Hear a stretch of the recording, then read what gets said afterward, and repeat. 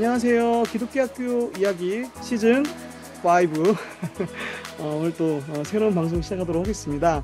오늘은 딱 보면 되게 놀라운 분들이 많이 계시죠. 네, 패널 분도 많고 지금 특별하게 우리 캐나다에 있는 우리 밴쿠버 기독교 세계관 대학원 우리 전성민 교수 원장님을 오늘 특별 게스트로 모셨습니다. 네, 저희가 녹화하기 전에 좀 서로 인사도 하고 그랬는데요. 의미 있는 좀 책이 또 이번 2월에 나올 IVP에서 나올 예정이고, 아마 제가 거기 출판사 사장님하고 통화하기로는 기독교 세계관의 모든 담론을 다 담아놓은 백과사전 같은 책이 나올 거다. 예, 그래서 야, 이거 스터디 해야겠는데?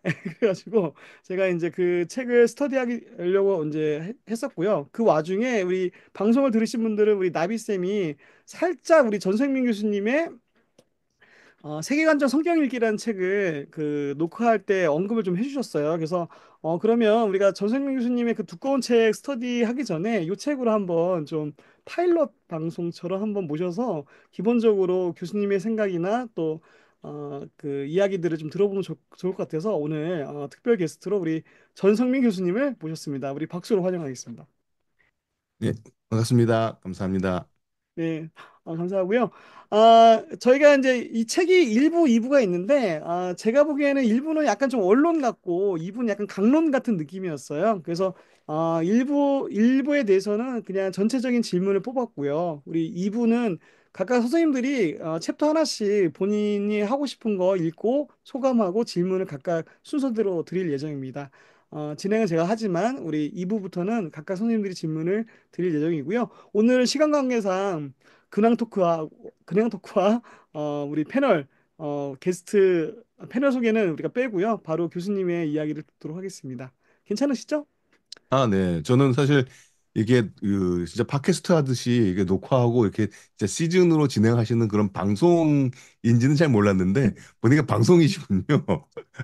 방송인답게 잘 임해보도록 하겠습니다. 네. 네네. 저희가 왜 CG이 있냐면 저희가 교사들이다 보니까 그 루틴이 좀 있어요. 그래서 네. 우리 힘들다 그런 루틴이 있는데 그러다 보니까 자연스럽게 저희가 이제 1년에 한 번씩 이렇게 하고 또 쉬다가 또 하고 이렇게 되고 있는 것 같습니다. 이렇게 벌써 진짜 한 4, 5년 된 것 같네요. 네. 사실 이제 오늘 우리 호랑이 쌤도 되게 오랜만에 오셨는데 우리 다음 방송 때 근황 얘기 좀 듣고요. 오늘 우리 교수님께 집중하도록 하겠습니다. 자, 그러면 이제 제가 첫 번째 질문부터 들어가는데요. 우리 교수님, 뭐 아시는 분들 많이 아시겠지만, 밴쿠버 기독교 세계관 대학원, 예, 그래서 제가 교수님하고 이 대학원에 대한 그런 소개를 좀 부탁을 드렸어요. 그래서 특별히 이제 대학원뿐만 아니라 뷰 대학원뿐만 아니라 교수님은 어떤 신학적인 여정을 좀 거쳐 오셨는지, 왜냐면 신학자이시기 때문에 또 백그라운드가 되게 중요하지 않습니까, 여러분? 그래서 교수님의 이야기를 한번 들어보도록 하겠습니다. 네, 말씀 부탁드리겠습니다. 네. 이게 보니까 이렇게 방송이 되고 방송이 오래 남을 건 좀 미리 알았더라면 좀 더 학교 소개를 좀 더 자세하게. 왜냐하면 제가 방학 때마다 한국에 가서 학교 설명회도 하고 또 학교에 관심 있으신 분들을 또 만나서 이야기를 나누는데요.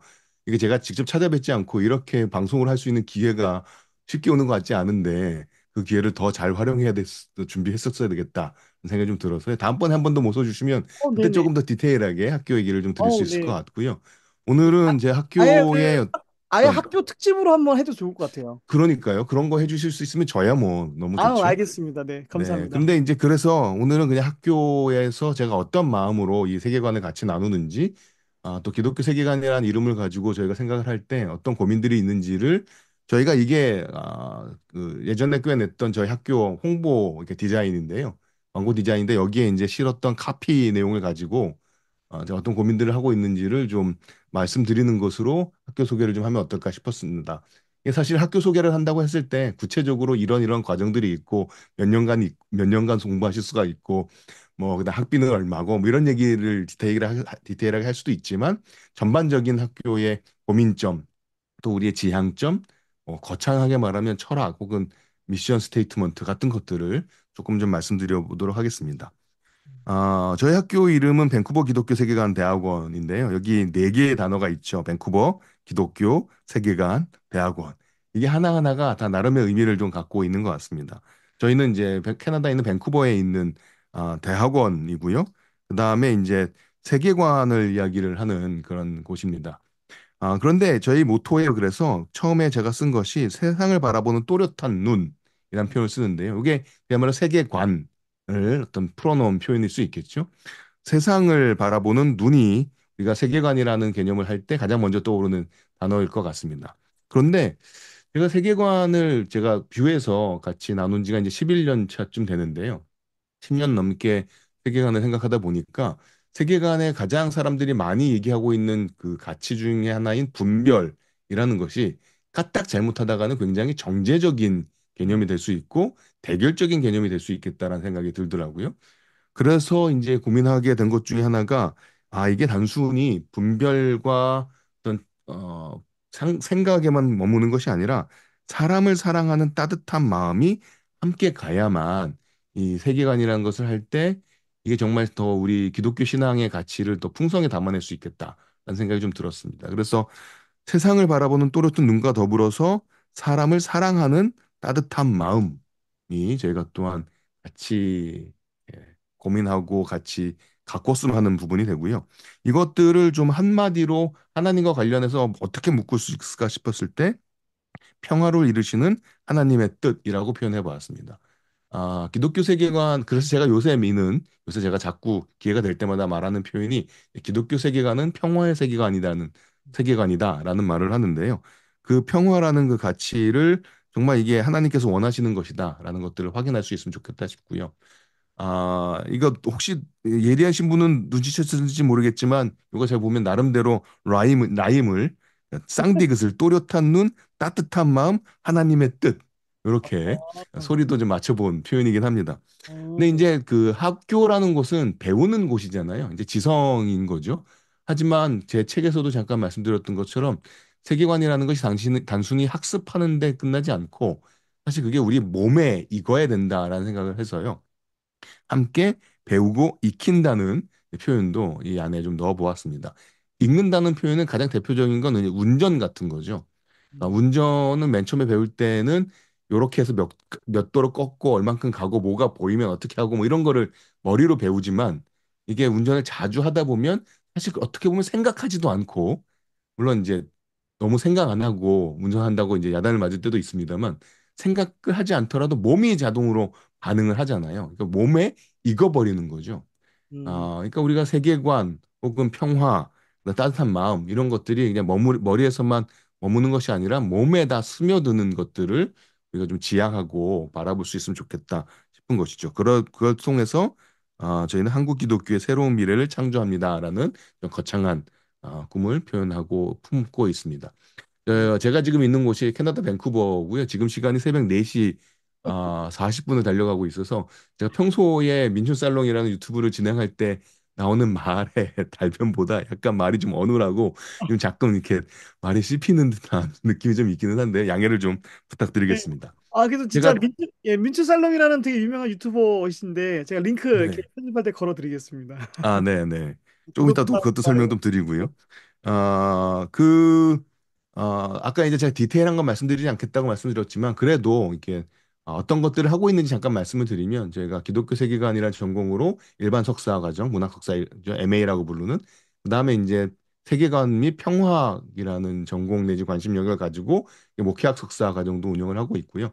이게 2년 반, 한 4년 정도 걸리는 과정이라, 너무 길다 싶으면 한 1년 반 정도, 1년에서 1년 반 정도에 마칠 수도 있는 디플로마 과정도 저희가 운영하고 있습니다. 학교가 생긴 지는 26년쯤 됐고요. 1998년 11월 3일, 요게 이제 개교 기념일이고요.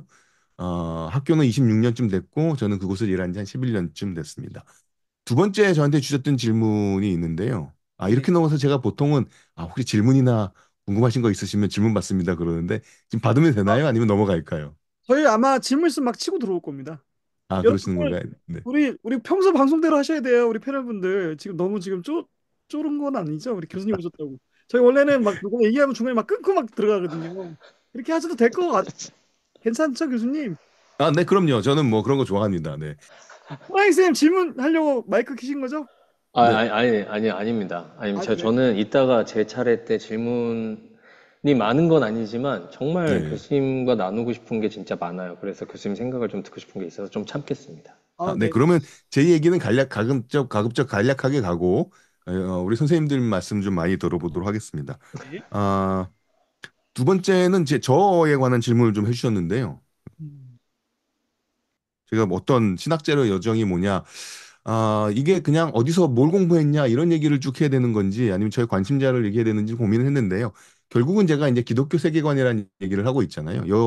이렇게 하게 된 저의 흐름을 좀 잠깐 말씀드리면 저는 어쨌든 교회에서 청년 시절에 나름 열심히 성경 공부하고 뭐 신앙생활 했던 사람이 했었거든요. 그러다 보니까 학부를 졸업하고 신학대학원에 갈 기회가 생겼어요. 근데 그 곳이 이제 뉴젠트 칼리지라는 곳인데 캐나다 밴쿠버에 있는 리젠트 칼리지라는 곳인데 그곳에 제가 감히 이제 가려고 했던 이유는 그 학교는 소위 평신도 신학에 대한 강조가 많아서 한국의 이제 신학대학원들 같은 경우에는 보통 MDB라는 목회자 훈련 과정이 가장 중심인데 이 학교는 모든 성도님들을 위한 신학 교육을 제공한다라는 모토로 일반 석사 과정을 가장 먼저 시작했던 학교였어요. 그렇기 때문에 제가 목회자가 되어야 되겠다라는 소위 말한 결단이나 뭐 소명이나 헌신 없이도 내가 기독교 신앙에 대한 관심을 갖고 더 공부하고 싶다라면 얼마든지 시작할 수 있는 학교였고 사실은 지금 제가 이제 뷰에서 일하고 있는데 뷰도 딱 그런 곳이거든요.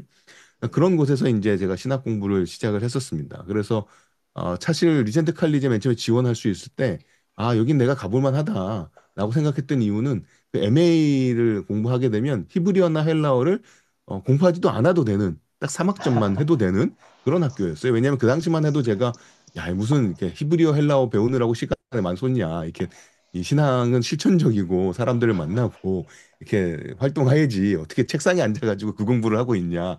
근데 여기는 신학 공부를 하는데 히브리어 헬라어 공부 안 해도 되네? 뭐 이런 게 저한테 굉장히 큰 관심이었고요. 실제로 그 학교 소개에 나와 있는 책자 중에 어떤 과목이 있었냐 하면 경제 질서와 기독교 뭐 이런 식의 이렇게 소위 말하는 통합 연구죠. 통섭을 하는 그런 과목들이 많이 있는 학교였어요. 그렇기 때문에 저에게는 그게 훨씬 더 매력적이었고 그래서 어떤 면에서 큰 고민 없이 내가 이런 공부 언젠가 해보고 싶었지라는 마음으로 그 신학 공부를 시작할 수 있게 되었는데요. 근데 문제는 딱 들어갔더니 영어로 해야 되잖아요. 영어로 글 쓰고 수업하고 할 때 너무 힘들죠. 그리고 근데 그런 와중에서 하지만 상대적으로 제가 잘할 수 있었는 게 있었는데 그게 뭐냐면 히브리어였습니다. 이게 아, 역설이죠. 왜냐하면 이제 영어로 이게 영어 쓰는 친구들은 이제 히브리어를 처음으로 어떻게 보면 외국어로 배우는 친구들도 있지만 저희는 뭐 미국 영어를 어떤 면에서는 문법적으로 다 배워봤기 때문에 히브리어를 공부하는 게 상대적으로 더 어떤 면에서는 더 나았던 거죠. 영어로 말하고 영어로 글 쓰는 것보다는 히브리어라는 새로운 언어를 배워서 시험 치는 게 훨씬 더 쉬웠고 뭐 그러다 보니까 뭐 성적도 괜찮았고 그러면서 이제 평소에 조금 관심을 갖고 있었던 구약에 더 공부를 좀 하게 됩니다. 그래서 이제 류젠트 칼리지에서 성서 언어로 MA를 하고 그다음에 이제 THM으로 구약학을 하게 되는데요. 그러면서 제가 구약을 관심을 가졌던 이유 중에 하나는 구약이 이 세상에 대한 사회에 대한 관심을 많이 품고 있잖아요. 좀 구체적으로 말하자면 이제 구약 윤리라고 말할 수 있는 영역이 그 안에서 배울 수 있는 주제였던 것이죠. 제가 THM 공부를 했다고 말씀드렸는데 사실 그 전까지는 제가 성경을 읽고 히브리어를 하기 때문에 굉장히 기술자 같은 느낌을 좀 들었었는데 THM이라는 게 어쨌든지 간에 신학 석사니까 약간 신학적 사고를 한 훈련을 그제서 조금 맛보았던 것 같고요.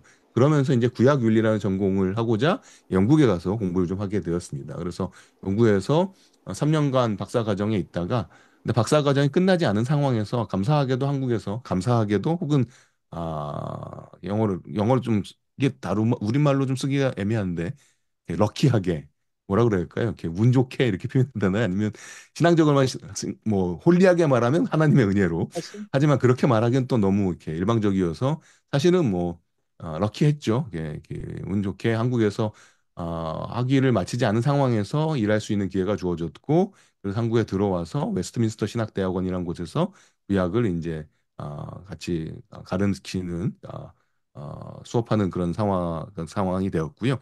근데 이제 학위를 마치지 않은 상황이었기 때문에 이제 방학 때마다 영국 가거나 뭐 이렇게 논문을 마무리하려고 애를 썼었고 결국에 이제 논문이 마무리가 됐고 학교에서 이제 8년쯤 있었는데요. 한 4년 지나가면서 학교 여러 가지 일들이 좀 있어서 8년쯤 될 때는 내가 학교를 떠나야 되는 상황이 됐구나 라는 생각을 좀 하게 됐었습니다. 그래서 근데 어디를 갈 수 있을까 이런 고민을 외신 하다가 그 네. 외신에 있었던 8년이 몇 년부터 몇 년이죠? 이렇게 치고 들어오시는 거군요.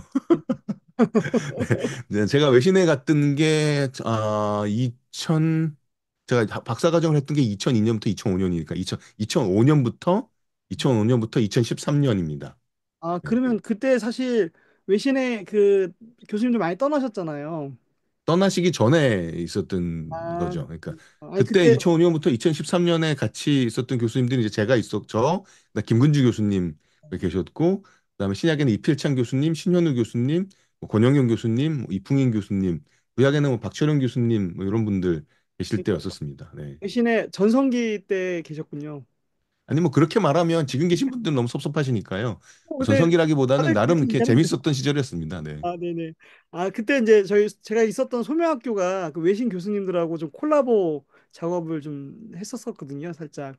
어, 그렇죠. 신현우 교수님이랑 아마 그 맞아요. 우리 그 희년에 함께 하시는 우리 남기업 교수님, 네네네. 그 두 남경 분이 교수님 송영학교 맞아요. 저희 관련하셨던 것 학부모님과 같습니다. 네네. 저희랑 이제 아카데미 같이 기획을 하다가 잘 안 됐어요. 하여튼 잘 안 됐고.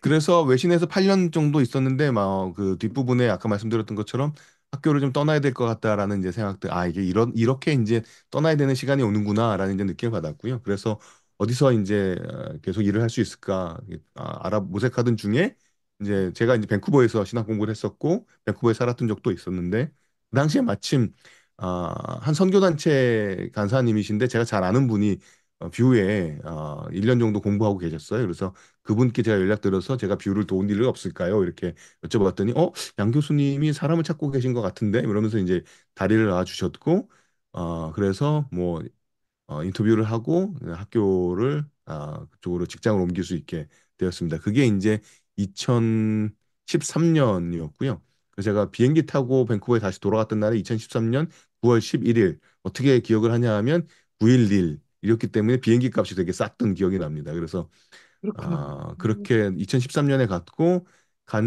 가서 지금이 2025년이니까 11년 그리고 12년 차째 지금 일하고 있습니다. 그러면서 이제 뷰에 와서는 이제 기독교 세계관이라는 이제 주제를 고민하게 된 건데요. 그 전까지는 어쨌든 구약학자로서 구약을 공부하고 이야기를 했었는데 저는 개인적으로 기독교 세계관이라는 고민을 하게 된 게 도움이 됩니다. 그리고 그 좋은 것 같습니다. 왜냐하면 단순히 텍스트에만 이렇게 매몰되지 않고 말 그대로 컨텍스트를 고민하고 구약과 다른 부분들을 어떻게 같이 엮어서 이야기를 할 수 있는지 그리고 그 덕분에 이렇게 선생님들도 뵐 수 있는 그런 일들이 생기잖아요. 단순히 신학교에서 좁은 의미에서 어떤 목회를 하고자 하는 분들만 만나는 게 아니라 다양한 분들을 만날 수 있는 이 토대가 돼서 저에게는 제 지평을 넓혀주는 제 사고를 좀 확장시킬 수 있는 그런 좋은 터전이 되어서 되게 감사하긴 한데요. 근데 동시에 또 이런 것도 솔직히 있기는 합니다. 이제 저한테 특강 같은 걸 이제 부탁을 하시면 주로 이제 기독교 세계관 얘기해달라 이렇게 얘기해 주시는 경우들이 많이 있는데요. 어, 요새는 가끔 난 구약도 할 수 있는데 구약 강의도 할 수 있는데 이런 생각도 가끔 들기는 합니다. 그래서 아, 세계관뿐만 아니라 이게 성경에 관한 이야기들도 같이 나눌 수 있는 기회들이 좀 생기면 좋겠다라는 마음도 요새는 조금 더 생기는 것 같기는 합니다.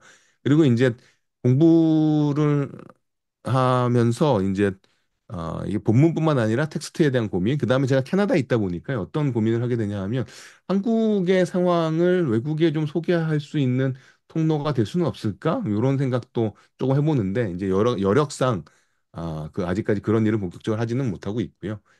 요새 근데 GPT의 놀라운 도움으로 한글로 썼던 것들을 금방 금방 영어로 번역할 수 있을 것 같아서 그런 일을 하는데 조금 더 쉬운 세상이 되지 않았을까라는 생각을 좀 해보고 있습니다.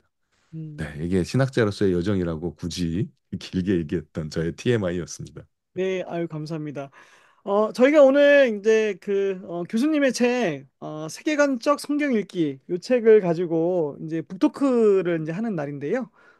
이제 그 가장 기본적인 질문이죠. 이 책은 이제 왜 쓰셨는지, 그다음에 물론 이제 한국 교회를 위해 쓰신 것 같긴 한데 사실 이제 기독교 학교 씬에서도 상당히 많이 필요한 책인 것 같아요. 그래서 두 가지 질문 PPT로 잘 준비해 주셨는데 쓰신 이유하고 그다음에 메시지가 뭔지 말씀해 주시면 되겠습니다. 아, 근데 정말 이렇게 계속 말씀해 주시는 요 책이 기독교 학교 맥락에서 도움이 된다는 얘기를 해주시는 게 저한테는 굉장히 힘이 되고 제가 책을 썼던 그 목적이 이유가 그래도 좀 잘 성취 혹은 이렇게 반향을 이렇게 받는 것 같아서 되게 감사한데요.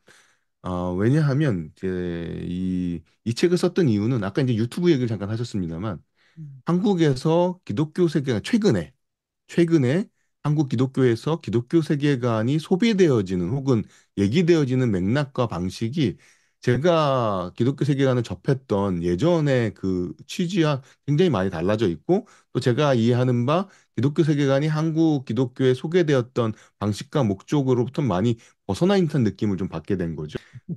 대중적인 방식으로 이렇게 퍼트려지는 때 굉장히 우파적인 혹은 보수적인 방식으로 이 세계관 담론이 이렇게 소개되고 있는 것 같고요. 제가 이제 보수적인 담론이라고 표현을 썼습니다만 그보다 더 세게 표현해 보자면 전투적인 혹은 전쟁적인 담론으로 세계관이 표현이 되죠. 늘 제가 세계관 강의할 때마다 쓰는 표현입니다만 세계관이라는 단어를 가지고 검색을 하면 세계관 전쟁이 이게 검색이 되고 연관 검색으로 뜨거든요. 왜냐하면 책 제목 자체가 세계관 전쟁이에요. 그리고 세계관 전쟁이라는 제목을 갖고 있는 책을 들여다보면 기독교 세계관에 대한 이야기를 이렇게 쭉 다 풀어놨다기보다는 특정한 이슈에 관해서 굉장히 전투적이고 굉장히 뭐라 그럴까요? 전쟁적이죠. 예, 그런 식으로 대결적으로 이 얘기를 풀어내고 있어서 저는 굉장히 아, 기독교 세계관을 이해하는 데 있어서 단면이 너무 확대되고 있다라는 생각을 하게 되는 거죠. 사실 그게 이제 제 책, 네, 예, 그 책을 가지고 최근에 작년에 네, 다른 기독교 학교 교사들하고 스터디를 했었어요. 제가 지금 그 책은 제가 오늘 안 가져왔거든요. 아예 그냥 거들떠보지 않았는데 이제 네, 그분은 네, 상당히 이제 보수적인 관점에서 기독교 세계관을 책을 써가지고 제가 작년인가 재작년에 줌에서 선생님들하고 독서 모임을 했는데 그 세계관은 이제 그거죠. 그냥 그 뭐죠? 그 선교적인 관점으로. 그러니까 우리는 옳고 타 종교 세계관은 잘못됐다라는 것들을 이제 반박하는 어떤 그런 책을 가지고 저희가 스터디를 했는데 저도 이제 그걸 보면서 이 기독교 세계관이 이것만을 위해서 존재하는 것이 아닌데 너무 기독교 세계관에 대한 이해가 폭이 좁다라는 좀 우려를 좀 했었고 그래서 이제 전성민 교수님의 책이 조금 더 확장된 어떤 그런 우리 기독교 세계관의 담론을 좀 풍성하게 만들 수 있겠다라는 생각을 하고 제가 이제 좀 모시게 된 거거든요. 저는 근데 이제 그 기독교 세계관의 담론에 여러 가지 측면들이 있을 수 있는데 사실 대결적인 측면이 기독교 신앙이라든지 아니면 세계관에 전혀 없다 이렇게 말하고 싶지는 않거든요. 근데 문제는 제가 이제 이 책에서 말씀드리는 것처럼 어떤 세계관을 를 이야기한다 하더라도 뭐 설령 기독교 세계관이라고 말하는 굉장히 보편적이고 언제든지 타당한 담론일 것처럼 느껴지는 거라 하더라도 특정한 맥락 속에서 의미 있다는 생각을 갖게 되거든요. 그걸 제가 이제 자리와 방향이라고 표현했는데 저희 고민은 이런 거죠. 지금 현재 21세기 그것도 벌써 4반세기가 지나가고 있는 대한민국, 한국 기독교의 맥락에서 대결적인 세계관과 대화적인 세계관 중에서 어떤 것이 지금 더 우리에게 필요한가라는 거죠. 사실 어떨 때는 대결적인 요소가 더 강조되고 필요할 수도 있다고 저는 생각을 합니다. 그리고 실제로 기독교 세계관이라는 담론이 맨 처음에 서양에서 제임스 오로를 통해서 얘기되었을 때 그때 근대의 어떤 기독교에 대한 공격에 대해서 또 이거를 사안적으로 대결하는 것이 아니라 전체적인 관점이라는 혹은 관점이라는 틀에서 전체적인 틀에서 이것을 변증하는 것이 더 효과적이겠다라고 이제 시작을 한 거라서 세계관이라는 것 자체가 말 자체가 품고 있듯이 이게 통틀어서 뭔가를 대응하는 그런 의도가 있는 거죠. 그렇기 때문에 어떤 서양의 맥락까지 가게 되면 어떤 보수적이거나 어떤 변증적인 그러한 그 DNA가 세계관이란 말 자체에 있는 게 사실이긴 하거든요. 이게 이제 제가 나중에 말씀드리겠습니다만 이제 모아놓은 그 책, 한국 기독교 세계관이라는 그 책에서 이강일 목사님이 지적하시는 부분이기도 해요. 어차피 기독교 세계관이라는 건 원래 보수적인 담론이기도 하다라는 거죠. 그런데 이제 저는 한국의 맥락에서 기독교 세계관이 소개되었고 그것이 의미가 있었던 지점은 한국에서는 이제 변혁 담론으로 시작을 했던 거거든요. 그리고 한국에서 기독교 세계관이라는 이름을 통해서라도 변혁 담론이 필요했던 맥락이 있었던 거고 그 맥락이 지금까지 얼마나 유효한지에 대해서 질문을 던질 수가 있을 텐데 지금의 함께 다양한 사람들이 함께 살아가는 이 다원적 사회 내에서 대결적인 요소가 너무 강조되는 것은 기독교 신앙에 대한 오해뿐만 아니라 기독교 신앙을 사람들로 하여금 더 이렇게 멀리하게 만드는 그러한 이제 기독교 세계관의 원래 목적, 기독교 신앙을 사람들에게 잘 전달하고 싶다라는 목적을 어떻게 보면은 이루지 못하게 만드는 역효과를 가져오는 세계관의 방향이 되는 거죠. 그런 면에서 대결이라는 게 있을 수 있습니다. 그렇지만 진짜 지금 얼마나 그것이 필요한가? 그리고 그 요소를 원래 세계관에 있는 요소 중에서 적절하게 그만큼만큼 무게를 주고 있는지 아니면 다른 이유로 인해서 그것을 과대하게 혹은 세계관에 대해서 과잉 대표시키고 있는 것인지에 대해서 저는 심각한 문제 제기를 좀 해보고 싶은 거고요. 심지어 이제 저희가 그때 루터 신학 특집할 때도 얘기했지만 제가 정말 뜨악했던 거는 정광훈 씨 집회에 그 보네퍼가 언급된다라는 것이 저는 가장 진짜 충격이었어요. 근데 그것이 이게 이 보네퍼라는 어떤 그런 분의 어떤 사상이나 실제 어떤 행동이나 그런 어떤 것들이 정말 그 본질은 모른 채 그냥 보네퍼가 했던 그 하나의 어떤 문장만 가지고 그 이 시위 참가자들이 열광하는 모습을 보면서 제가 너무 좀 충격을 받았었거든요. 아마 근데 저한테는 고민이 뭐냐면 이게 뭐 신학적으로 얄팍하다, 뭐 보네포를 왜곡했다, 뭐 이렇게 쉽게 디스를 할 수 있지만 실제적인 대중적 영향력에 있어서는 이게 이걸 어떻게 설명을 하고 어떻게 이해를 하고 또 단순 다르게 얘기하면 어떻게 그걸 극복할 수 있을까에 있어서 너무 요원한 거예요. 어떤 분들은 이렇게 얘기하거든요.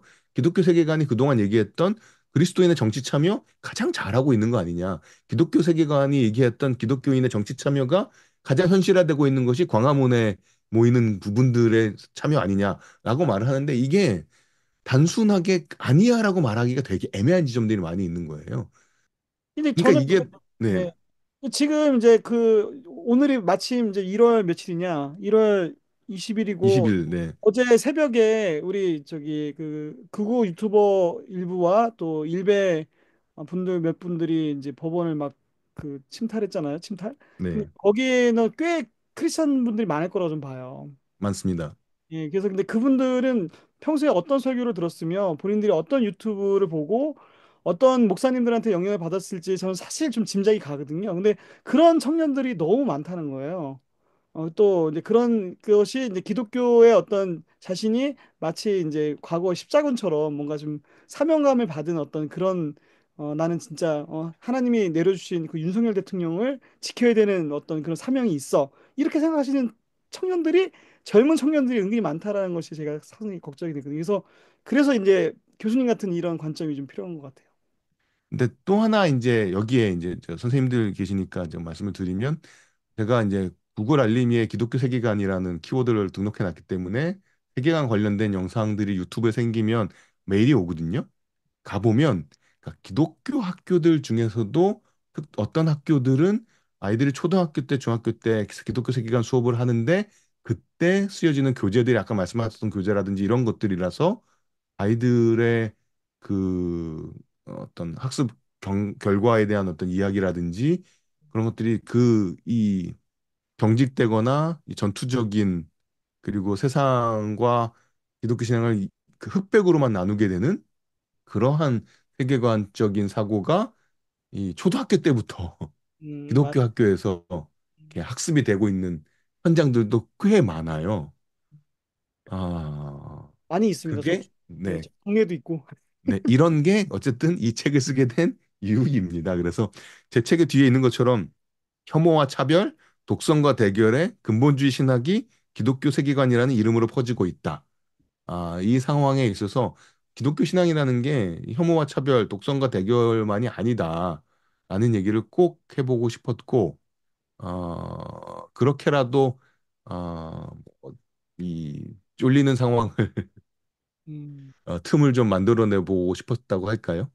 예, 그런 것 같습니다. 네. 나비쌤 채팅방으로 안타까운 현실입니다. 네. 막 치고 들어오셔도 되는데 제가 채팅방에 올려주시면 읽을게요. 교수님 그럼 다음 질문 넘어가도 될까요? 네.